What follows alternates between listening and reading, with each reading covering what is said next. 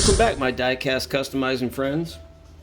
So in this video, what I want to show you guys is how I came up with the process to put this patina paint job on my 83 Silverado here. Now, to be totally honest, I didn't know that I would get so many people asking me how I did this, so I didn't take many pictures of the process. Matter of fact, this was just a total shot in the dark to try this. I didn't plan on this. I'll explain to you how it happened. Whenever I strip my castings, I don't just strip and paint. Depending on what I'm going to do with the casting, I may primer the casting, I may polish it, but either way, I put a lot of work into smoothing out and prep work of the metal by like filing the edges. You know, I can put up to 20-30 minutes on a casting trying to get all those casting lines and stuff out of there. I don't know if I have a car here that I can show you. Just, when you really get up close on a lot of these cars, you can see all sorts of just those ugly casting lines and stuff, and I like to get rid of all those, smooth those out the best I can. I like to get all the edges around the window, all those rough corners smoothed out. This way the paint just lays on nicer, and I think overall the custom in the end just ends up looking better that way. Especially if, for example, you're going to build a custom that is just a nice clean paint job. Sometimes you can get away with, by covering it up with a bunch of cool decals or whatever, but if you just want the paint job to really shine through, it pays to just put the prep into it. Well, this particular 83 Silverado, when I was prepping it, I knew that because for this one I had to use this, I actually didn't have to, I decided to use this really awesome 3D base that Hayden over at HHWC Customs has been making.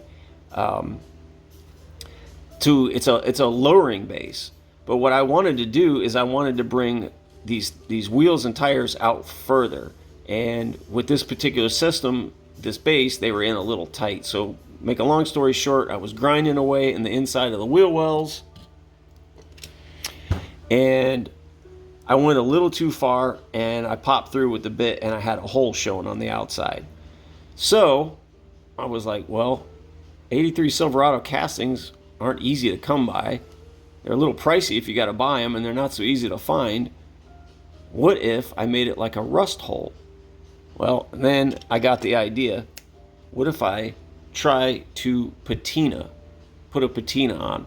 Well, I've seen so many cool old trucks out there. I'll pop up some pictures of, they just got that cool look to them, where they've left the patina on these old trucks the way they found them, and just either clear coat them, or they sort of just put some, I don't know, it almost seems like they're rubbing transmission fluid all over the car just to give it that shine or whatever. I just thought that look was pretty cool, and that's what I was trying to mimic and decided to go with for this 83 Silverado. Now, I'm not really good at doing, like fake rust and patina. If you guys want to see guys that are really good at that, you could check out my buddy Jeremy over at Ready to Diecast. He does some incredible rust work. I get the gist of it. I know how it works. If you have a certain different colors, you can mix. Chuck over at Diecast Network, am I saying that right?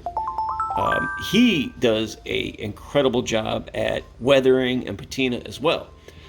But my idea for this process was to think of it as, how did the truck, the real truck in real life, get to that state? Well, I figured it's got multiple layers of paint, and then in time the weathering has worn away those layers of paint. So that's exactly what I did. I laid down a few different layers. I think I started out with like silver, and then what I wanted to do was basically put the rust color right over the whole truck. Then over the top of that, go with that popular baby blue, sky blue color that you see on so many of these trucks over the top of that.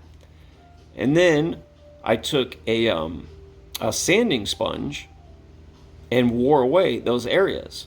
Now, in order to get that rust color, now I do everything with airbrush. I ended up mixing up a couple different like powders to sort of get that rust color and mixed it in with a little bit of, if you guys use airbrush, you know what this stuff is, this UVLS clear, and then I sprayed that down to sort of get that rust color. You guys don't have to do that if you don't have airbrush. If you have rattle can, spray paint, if you can find sort of like a rust color or whatever, you could just use that. And then, if you got like a sky blue or baby blue, go right over the top of it with that. But then I just took, like sanding sponges and then just started to rub away on those areas where I felt that a lot of that wear and tear and that weathering would get at it, the paint. And once I had it, where I thought that it looked pretty good and the patina looked the way I thought it looked all right all the way around, I then decided to clear it. And I know some of you have asked what clear I use, so I'll show you. The best, in my opinion, is mixing up a little bit of 2K, which I have. But even easier than that, you guys can find this stuff at your auto parts store. It's pricey, but it's really good stuff. And if you want to get a really nice glossy clear, this 1K clear is some good stuff. But like I said, the 2K is great, but for this particular project, I actually didn't want it to be too shiny. So I figured this stuff, the 1K would look really good on this. And basically that's how I came up with the patina for this. I just felt that would probably be one of the easiest ways to try to achieve that look that you see on so many of these popular trucks now that have sort of like this color and look. So not too crazy, not too involved, just have some fun. And you know what? The fun thing about this project is it's not perfect. You didn't have to try to make it perfect, Just scratch at it wherever you could, and whatever shows from that rust layer that you sprayed down, that's what you got. So, and that's how I came up with the patina 83 Silverado here. Like I said, it is a little more involved. I did paint the interior. Actually, that's a completely custom interior. That also from Hayden over at HHWC Customs. He makes these really nice 3D printed interiors along with these really cool bases. And you can get that really nice stance to it there. The exhaust is already on the base, pretty slick. So I didn't want the bumper to be chrome because I don't think old farm trucks were chrome. That was actually an option back then. So you just got like a white painted bumper. So it was just a first attempt at a patina paint job, and I just wanted to experiment and try it, and it was a fun little project. So I hope that helps you guys understand what I did, and you can have fun and try it out. Like I said, it's just all about laying down those layers and then just a sanding sponge and wearing down at it a little bit in some edges, like the top edges where it would weather. And I just basically looked at a lot of pictures on the internet of where they wore on these old trucks, and that's what I went with. And that's the end result. All right, guys, I hope that helps you out, and you get out there and you give it a shot and you try it, and I hope it works out for you, and I hope that helps. Appreciate you guys watching. Catch you on the next one. Take it easy.